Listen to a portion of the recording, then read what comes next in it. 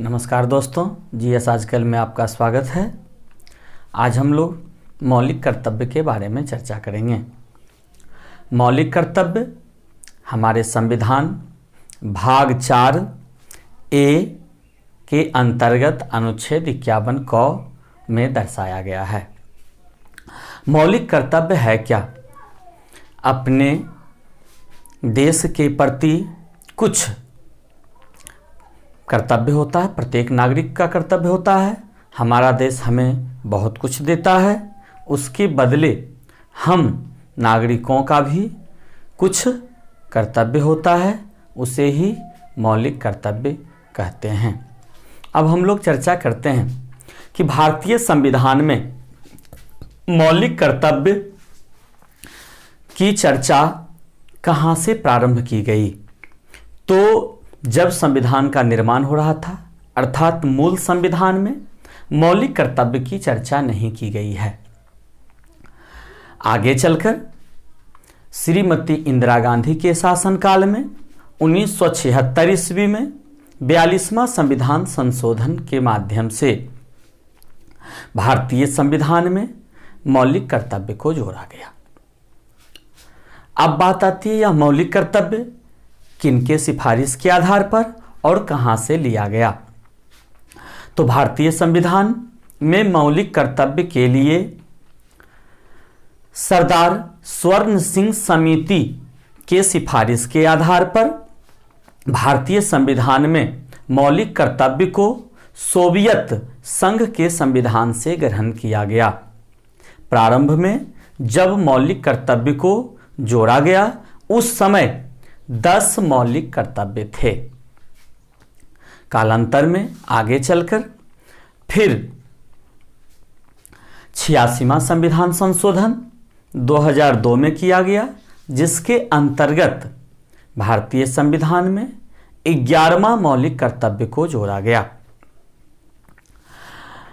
इसी मौलिक कर्तव्य को प्रभावी बनाने के लिए 1999 में जे.एस. वर्मा समिति का गठन किया गया, जिसके तहत कहा गया भाग 4 ए के अंतर्गत अनुच्छेद 51 को के तहत मौलिक कर्तव्यों की संख्या 11 है, जो कि प्रत्येक नागरिकों का मूल कर्तव्य माना जाएगा।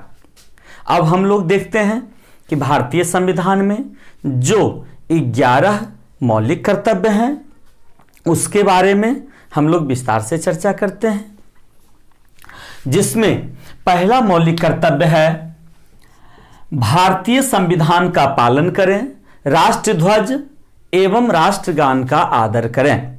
संविधान का पालन करने का अर्थ है कि संविधान में वर्णित सभी नियमों का आदर करें, उसका पालन करें, उसे नियमों को तोड़ें नहीं, और राष्ट्रध्वज का आदर करें। हमारा झंडा कब फहराया जाना चाहिए, कब उसे उतार लेना चाहिए, हमारा झंडा कैसा होना चाहिए, इस प्रकार के बातों को ध्यान में रखा जाता है। राष्ट्रगान का आदर करें। राष्ट्रगान अर्थात हम लोग जानते हैं कि राष्ट्रगान जहाँ भी गाया जाता है, वहाँ पे सभी व्यक्तियों को खड़े हो जाना चाहिए। राष्ट्रगान गाने की अवधि होती है, जो कि 52 सेकंड में उसे पूरा करना चाहिए। तो इस प्रकार राष्ट्रगान का आदर करें। दूसरा है, स्वतंत्रता आंदोलन के आदर्शों का सम्मान करें। हमारे देश को स्वतंत्र कराने में जिन भी आदर्शों को रखा गया है, उनकी बातों को रखा गया है, उसका सम्मान करें। तीसरा है, भारत की प्रभुता, एकता और अखंडता की रक्षा करें और उसे अक्षुण्ण बनाए रखें। मतलब किसी भी हाल में हम अपने देश की प्रभुता, एकता और अखंडता को भंग होने नहीं देंगे। चौथा है, देश की रक्षा करना एवं आवश्यकता अनुसार राष्ट्र की रक्षा एवं सेवा के लिए तैयार रहना। अर्थात हर नागरिक का यह कर्तव्य होता है कि अपने देश की रक्षा करें और जब भी आवश्यकता पड़े तो उससे पीछे नहीं हटना है और सेवा के लिए हर समय तत्पर रहना है, तैयार रहना है। पांचवा है भारत के सभी वर्गों के बीच भाईचारे की भावना का विकास करना, अर्थात समाज में किसी भी वर्ग के लोग, किसी भी धर्म के लोग हों, उनके बीच में किसी भी प्रकार का मतभेद या असामाजिक तत्व को शामिल होने नहीं देंगे, भाईचारा का निर्माण करेंगे। पांचवा है राष्ट्रीय संस्कृति एवं इसके गौरवशाली परंपरा को बनाए रखेंगे। हमारे देश की जो राष्ट्रीय संस्कृति है और हमारे देश की जो गौरवशाली परंपरा है उसे बनाए रखना हम भारतीय नागरिकों का कर्तव्य माना जाता है।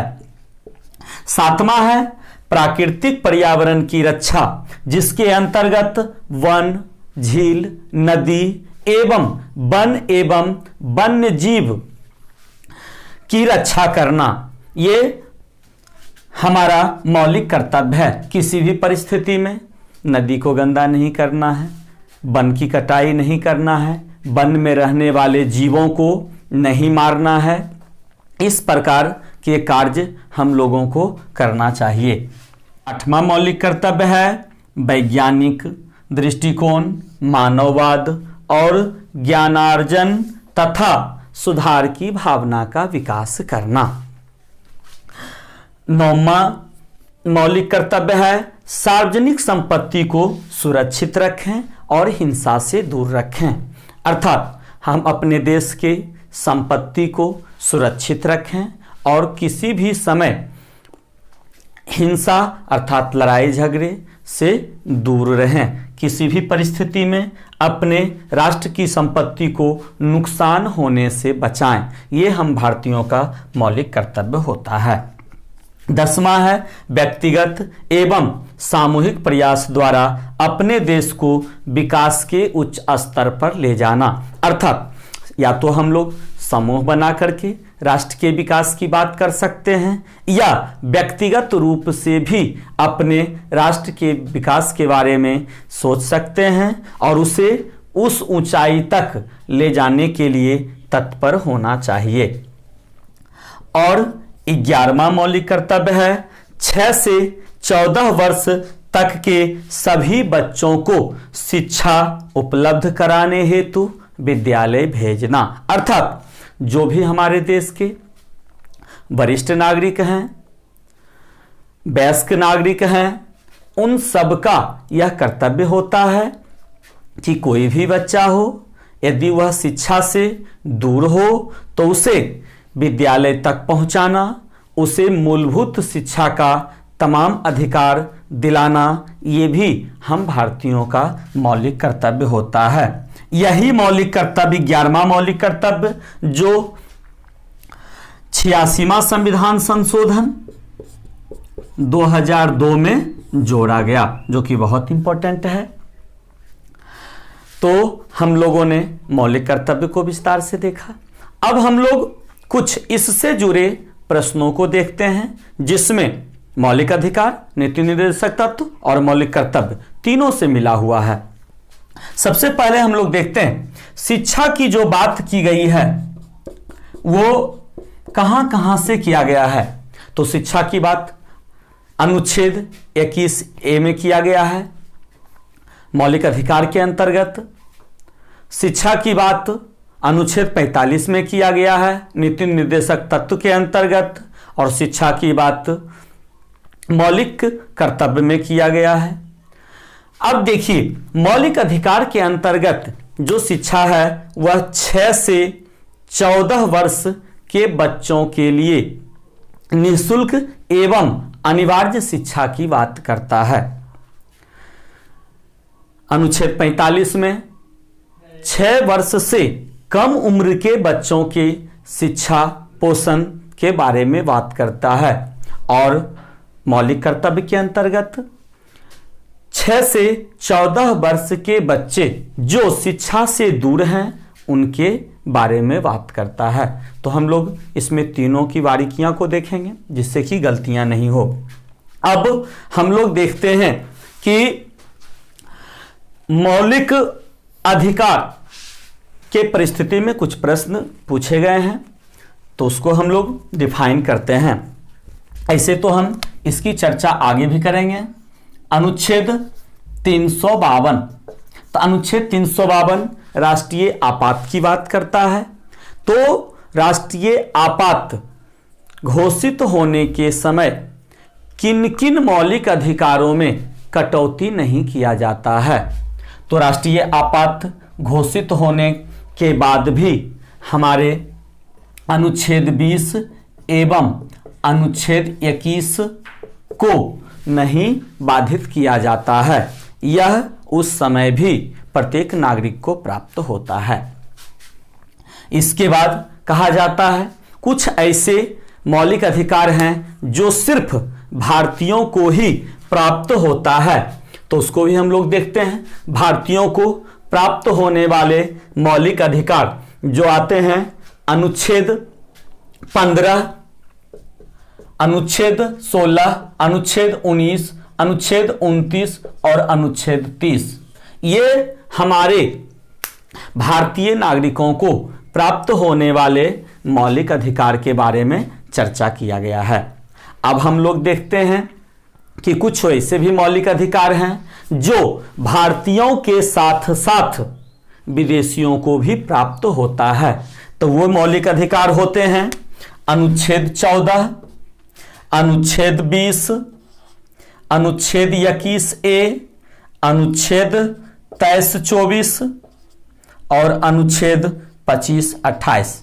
ये भारतीयों के साथ साथ विदेशी नागरिकों को भी प्राप्त होता है। इसमें हम लोग देखते हैं अनुच्छेद 14 में हम लोगों ने देखा समता के अधिकार के अंतर्गत, अनुच्छेद 20 को हम लोगों ने देखा स्वतंत्रता के अधिकार के अंतर्गत, अनुच्छेद 21 को भी हम लोगों ने स्वतंत्रता के अधिकार के अंतर्गत देखा, अनुच्छेद 23-24 को हम लोगों ने शोषण के विरुद्ध अधिकार के अंतर्गत देखा, अनुच्छेद 25 से 28 तक हम लोगों ने धार्मिक स्वतंत्रता के अधिकार के अंतर्गत देखा।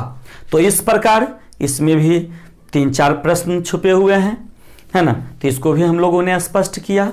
तो आज हम लोग यहीं रहते हैं। अगले क्लास में हम फिर एक नए टॉपिक के साथ आपके सामने आएंगे। आप लोगों को यह वीडियो पसंद आता है तो इसे लाइक करें, सब्सक्राइब करें और बेल घंटी को जरूर दबाएं। नमस्कार।